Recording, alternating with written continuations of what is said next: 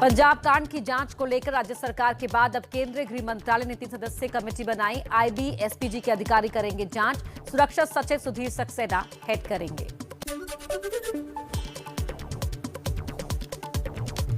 केंद्रीय मंत्री अनुराग ठाकुर का बड़ा बयान, कहा गृह मंत्रालय जानकारी हासिल कर रहा है, बड़े और कड़े फैसले लिए जाएंगे। होम मिनिस्ट्री ने भी इस पर कार्रवाई करने की बात कही है, ताकि जानकारी जुटाने के बाद जो जो कदम उठाने होंगे वो बड़े और कड़े निर्णय जो भी हो वो करेंगे।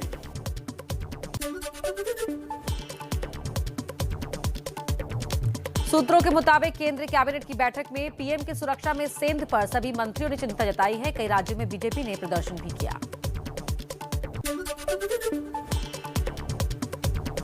पीएम की सुरक्षा में सेंध को लेकर पंजाब सरकार ने भी हाई लेवल कमेटी बनाई। हाई कोर्ट के रिटायर्ड जज और प्रधान सचिव कमेटी में शामिल। 3 दिन में रिपोर्ट सौंपेगी कमेटी।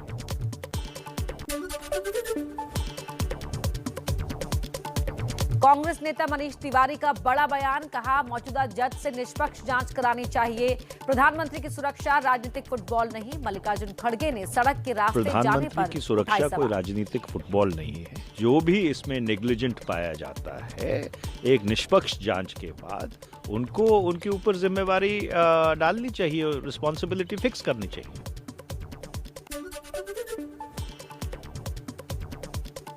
पीएम मोदी ने राष्ट्रपति कोविंद से मिलकर पंजाब की घटना की जानकारी दी। राष्ट्रपति ने सुरक्षा में चूक पर जताई चिंता। 27 पूर्व आईपीएस अधिकारियों ने राष्ट्रपति को चिट्ठी लिखकर तत्काल कार्रवाई की मांग की। कांग्रेस अध्यक्ष सोनिया गांधी का सीएम चन्नी को निर्देश, कहा मामले में जो भी जिम्मेदार हो उसके खिलाफ कड़ी कार्रवाई हो। पीएम की सुरक्षा में कोई चूक नहीं होनी चाहिए।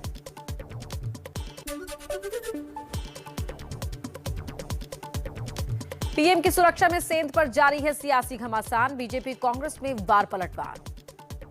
कम से कम सोनिया जी ने इस बात को स्वीकारा कि दोषी कांग्रेस की प्रदेश सरकार और प्रशासन में है। आप बिना बताए, बिना प्रायोजित कार्यक्रम के पाकिस्तान चले जाते हैं, वहां सुरक्षित महसूस करते हैं।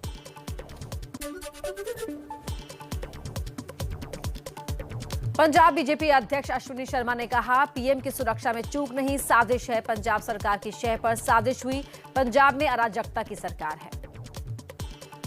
उनके द्वारा जो हमें लगता है कि साजिश है, आप उसके ऊपर मोहर लगा रहे हैं, आप उसको सिद्ध कर रहे हैं कि ये षड्यंत्र था, ये साजिश थी।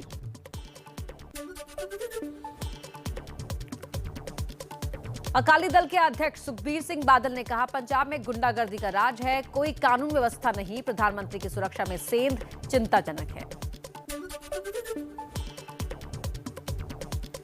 अशोक गहलोत और भूपेश बघेल ने पीएम की सुरक्षा में चूक को बताया कांग्रेस को बदनाम करने की साजिश। जांच की मांग की, कहा रैली में भीड़ नहीं थी इसलिए ये सब किया गया। चुनाव 5 राज्यों में है, एक पार्टी को बदनाम करने के लिए। सुरक्षा एक बहाना है, आप केवल राजनीति चमकाने गए थे।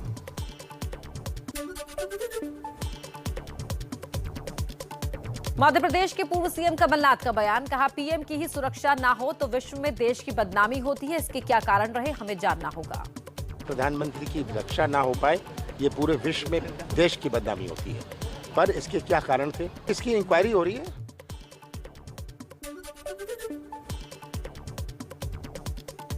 बीएसपी अध्यक्ष मायावती ने कहा पीएम मोदी की सुरक्षा में चूक गंभीर मसला, राजनीति नहीं होनी चाहिए। मामले की निष्पक्षता से जांच के बाद दोषियों को मिले सजा।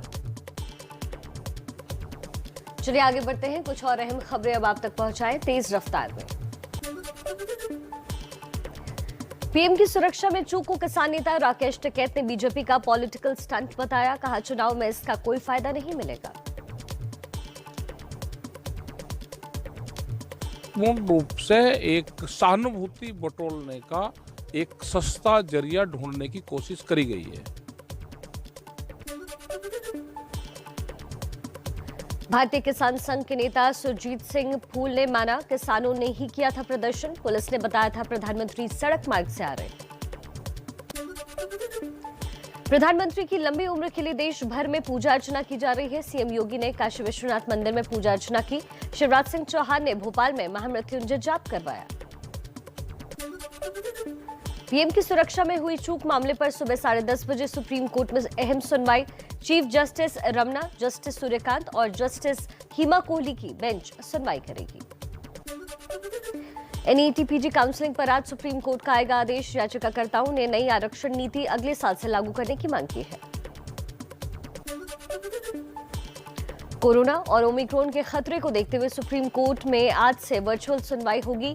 10 जनवरी से केवल जरूरी मामले ही सुने जाएंगे। पश्चिम बंगाल में गंगा सागर मेला पर कलकत्ता हाई कोर्ट में सुनवाई। याचिका में इस साल गंगा सागर मेले को रद्द करने की मांग की गई है। प्रधानमंत्री मोदी आज कोलकाता में चित्तरंजन राष्ट्रीय कैंसर संस्थान के दूसरे परिसर का वर्चुअली उद्घाटन करेंगे। मरीजों को मिलेगी आधुनिक सुविधाएं।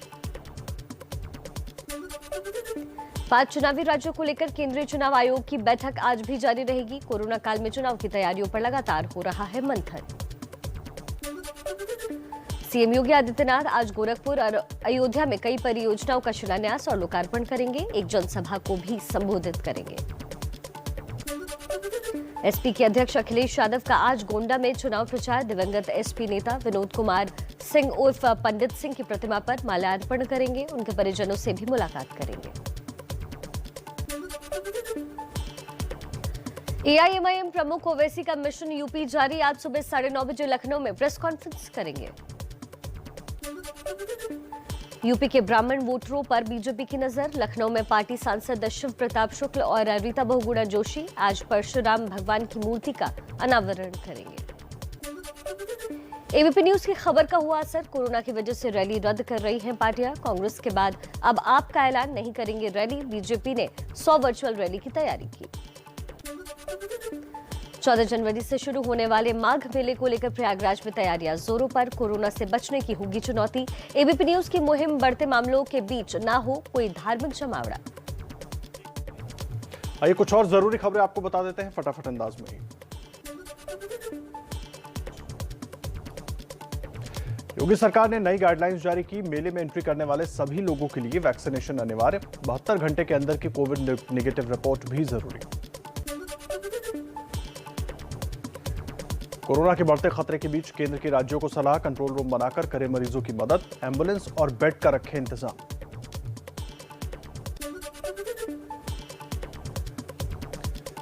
राजस्थान के मुख्यमंत्री अशोक गहलोत कोरोना संक्रमित हुए। ट्वीट कर दी जानकारी। संपर्क में आए लोगों से आइसोलेट होने और टेस्ट कराने की अपील की।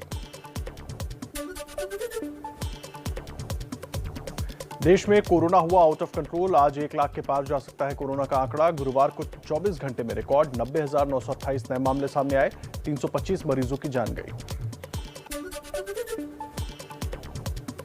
देश में ओमिक्रॉन मरीजों की संख्या बढ़कर 2,630 हुई। महाराष्ट्र और दिल्ली में ओमिक्रॉन के सबसे ज्यादा 797 और 465 मामले हैं। यूपी में 24 घंटे में कोरोना के 3,121 नए मामले सामने आए। 1 की मौत। नोएडा में सबसे ज्यादा 600 मरीज। लखनऊ में 408 और गाजियाबाद में 382 संक्रमित मिले। अमृतसर एयरपोर्ट पर रोम से आई फ्लाइट में 179 यात्रियों में से 124 यात्री कोविड पॉजिटिव। एयरपोर्ट और गुरु नानक अस्पताल से 13 संक्रमित फरार हुए। कोरोना पर पंजाब सरकार की नई गाइडलाइंस। सभी सरकारी और निजी दफ्तर 50% स्टाफ के साथ खुलेंगे। बार, मॉल, रेस्टोरेंट, सिनेमा, मल्टीप्लेक्स 50% क्षमता से चलेंगे। रात 10 बजे से सुबह 5 बजे तक कर्फ्यू। बिहार के सभी स्कूल, कॉलेज और कोचिंग संस्थान 21 जनवरी तक बंद रहेंगे। मंदिर और पार्क भी बंद रखने का फैसला। राज्य में कोरोना के एक्टिव केस बढ़कर 5,785 हुए। देश में टीकाकरण का आंकड़ा 150 करोड़ के करीब पहुंचा। 24 घंटे में 95 लाख लोगों को कोरोना की वैक्सीन लगाई गई।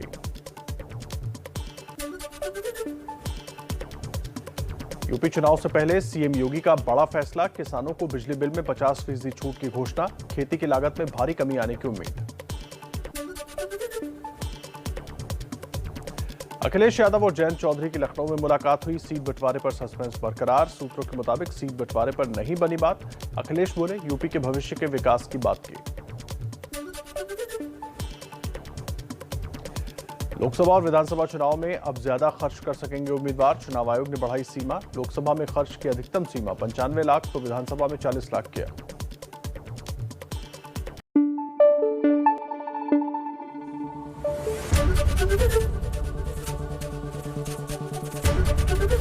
एबीपी न्यूज आपको रखे आगे।